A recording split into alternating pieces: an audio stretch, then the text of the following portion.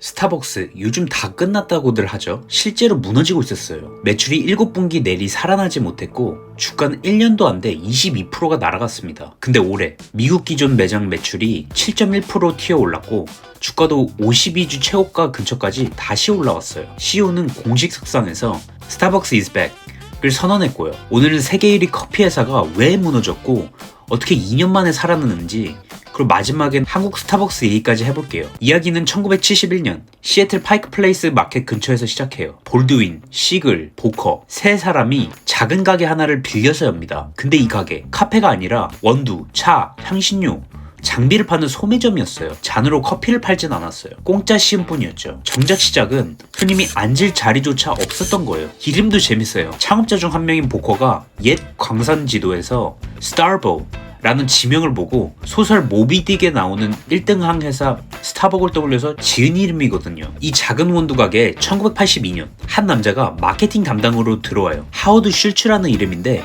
이 사람이 나중에 스타벅스를 완전히 다른 회사로 바꿔놔요. 1983년 슐츠는 출장으로 이탈리아 밀라노에 갔다가 전혀 다른 걸 보고 옵니다. 골목마다 에스프레소 바가 있고 사람들이 커피 한 잔 시켜놓고 몇 시간이고 서서 이야기를 나누고 있었던 거예요. 집도 아니고 회사도 아닌 아무 목적 없이 그냥 머물러도 되는 제3의 공간을 팔면 어떨까? 사실 이 말 자체는 슐츠가 만든 게 아니에요. 사회학자 레이 올든버그가 먼저 쓴 개념을 슐츠가 가져와서 커피에 입힌 거죠. 근데 회사는 받아주지 않았어요. 결국 슐츠는 1985년 자기 회사 일 지원할래를 따로 차려서 발상을 직접 실험해봐요. 그리고 1987년 8월 일 지원할래가 스타벅스를 약 380만 달러에 사들이면서 스타벅스라는 이름을 그대로 가져와요. 원두만 팔던 가게가 이제 자리를 파는 회사로 다시 태어난 순간이었어요. 이 발상은 순식간에 커져요. 1992년 6월 스타벅스는 나스닥에 상장합니다. 공모가는 17달러였는데 첫날 21.5달러에 마감했고 그때 매장은 165개였어요. 8년 뒤인 2000년엔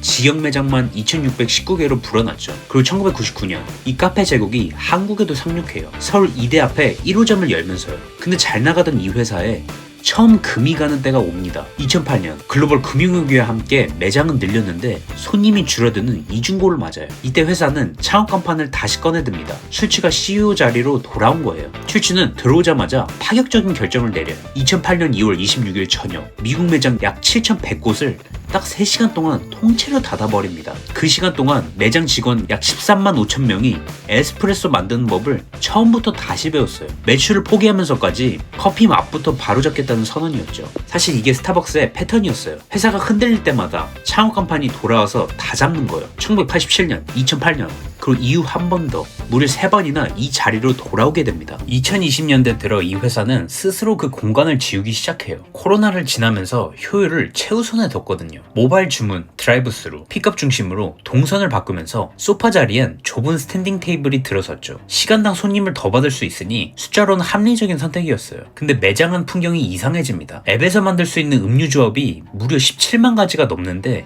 그 괴물 커스텀 주문들이 화면으로 쏟아지면서 바리스타는 눈앞의 손님과 앱 주문 사이에 끼어버렸어요. 급기야 손님 10명 중 1명 가까이가 커피 한 잔에 15분에서 30분을 기다리게 돼요. 2019년엔 존재하지도 않던 문제예요. 앉을 자리를 지운 카페에 서서 기다리는 줄만 남은 거죠. 그렇게 체력이 빠진 몸에 바깥에서 펀치까지 날아옵니다. 2023년 10월 중동전쟁이 터진 직후 스타벅스 노조가 SNS에 팔레스타인 지지글을 올렸고 회사는 우리 이름을 쓰지 말라며 노조를 상표권 소송으로 맞받아요.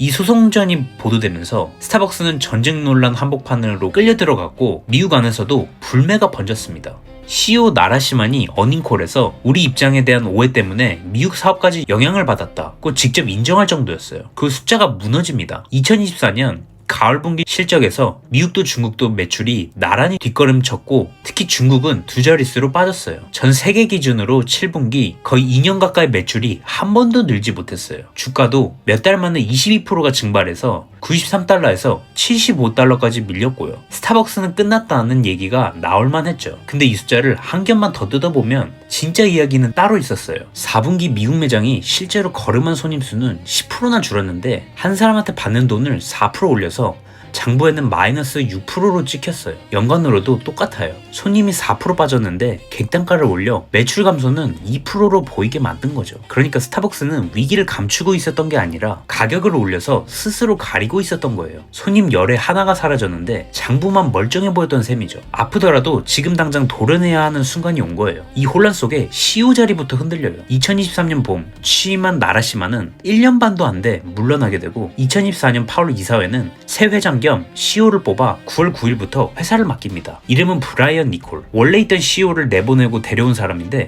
스타벅스 출신이 아니라는 게 재밌어요. 그전까지 그는 멕시칸 그릴 체인 치폴레의 CEO였고 거기서 회사를 살려내는 걸로 유명했던 사람이었죠. 앞서 말씀드린 패턴 기억나시나요? 위기 때마다 창업자 얼굴이 다시 등판하던 흐름이요. 이번엔 완전히 다른 업종에서 회사를 살려온 외부인이 들어온 거예요. 니콜은 취임하자마자 이렇게 말합니다. 우리 전략을 근본적으로 바꿔야 한다. 백투 스타벅스가 바로 그 근본적인 변화다. 니콜이 지휘봉을 잡고 얼마 안 돼 스타벅스는 진짜 수술에 들어가요. 2025년 9월 미국에서 직영 매장 약 400개를 닫고 매장이 아닌 본사 인력 약 900명을 내보내겠다고 발표합니다. 여기에만 10억 달러쯤이 들어간 대수술이었어요. 같은 시기 스타벅스는 더 큰 결단을 내려요. 성장세가 꺾인 중국 사업 지분 60%를 중국계 사모펀드 보유 캐피탈에 넘긴 겁니다. 사업 가치로 따지면 40억 달러짜리 거래였어요. 매출 부진에 루이신 커피 경쟁까지 겹치자 파트너를 들인 거죠. 거래는 2026년 4월 마무리됐고 비용도 2028년까지 큰 폭 절감하기로 했어요. 근데 이렇게 몸집을 줄이는 와중에도 무너지지 않는 이유가 하나 있어요.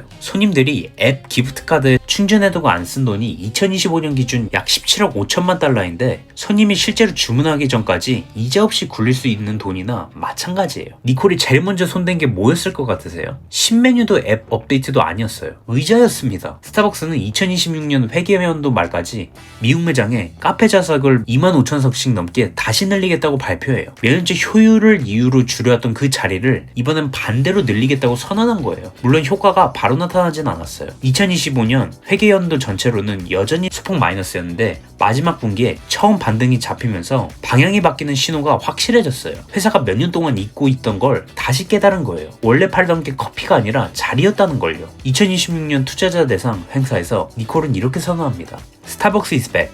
숫자로 완전히 증명되기도 전에 회사 스스로 방향이 맞다는 확신부터 먼저 던진 거였어요. 그리고 숫자가 진짜로 따라옵니다. 2026년 1월부터 3월까지 회계연도 2분기 실적에서 전 세계 매출이 6.2% 늘고 전체 매출도 95억 달러를 기록했어요. 특히 미국은 7.1%나 뛰었어요. 몇 분기 전까지만 해도 손님이 줄어든 걸 가격으로 메꾸던 회사였는데 이번엔 손님이 실제로 다시 늘어난 거예요. 부진하다던 중국도 이 분기엔 플러스로 돌아섰습니다. 주가도 반응해서 2026년 7월 초 52주 최고가 근처까지 올라오고 시가총액도 크게 불어났습니다. 2년 전 22%가 증발했던 그 회사가 맞나 싶을 정도예요. 자, 이제 한국 얘기를 해볼 거예요. 한국 스타벅스, 그러니까 SCK 컴퍼니는 신세계 그룹 계열사가 라이선스를 받아 운영하는 회사예요. 2021년 이마트는 거액을 들여 지분을 3분의 2 넘게 확보하며 최대 주주가 됐고 나머지는 싱가포르 국부펀드 GIC가 갖고 있어요. 커피값, 마진이 흔들릴 때 그 손익을 실제로 나눠가는 건 신세계와 GIC예요. 한국 매장은 전부 본사 직영이에요. 가맹점이 하나도 없어요. 그만큼 원가 압박을 본사가 떠왔는데도 매장은 계속 늘어나 일본을 제치고 세계 3위를 기록했어요. 2024년 매출이 3조 원을 처음 넘어서면서 마진도 6.2%까지 올라왔는데 2025년엔 매출이 더 늘었는데도 영업이익은 줄면서 마진이 5.3% 다시 내려갔어요. 원두 가격과 인건비, 임차료가 한꺼번에 오른 게 발목을 잡았고요. 아메리카노 한 잔이 4,500원이라고 하면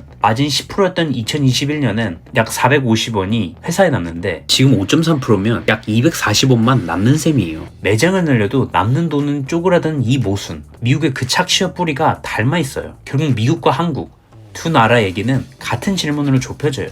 숫자는 좋아 보이는데 정작 그 숫자를 만드는 자리는 누가 챙기고 있느냐는 거죠. 그 질문에 답하면 이래요. 스타벅스 살린 건 신메뉴도 가격도 아니라 자기가 원래 뭘 파는 회사였는지 다시 떠올린 거였어요. 커피가 아니라 자리요. 그 자리를 효율이라는 이름으로 지었다가 돈과 시간을 들여 되사온 거죠. 한국은 그 공간에서 나오는 돈을 누가 가져가느냐는 조금 다른 줄다리기가 진행 중이고요. 결론은 하나예요. 숫자가 제일 좋아 보일 때야말로 사람들이 왜 여길 찾는지 다시 물어야 하는 순간이라는 거. 잘 나갈 때는 아무도 그 질문을 안 던지거든요. 여러분은 어떻게 생각하세요? 스타벅스는 진짜 자리를 되찾은 걸까요? 아니면 반짝반등 이후에 다시 예전 문제로 돌아갈까요? 그리고 한국은 매출은 계속 사상 최대를 찍는데 마진은 이렇게 계속 흔들려도 괜찮은 걸까요? 댓글로 여러분 생각을 들려주세요. 이런 브랜드의 속사정 계속 파보고 싶으면 구독이랑 좋아요 부탁드리고요. 다음 영상에서 또 다른 간판들 이야기로 찾아올게요.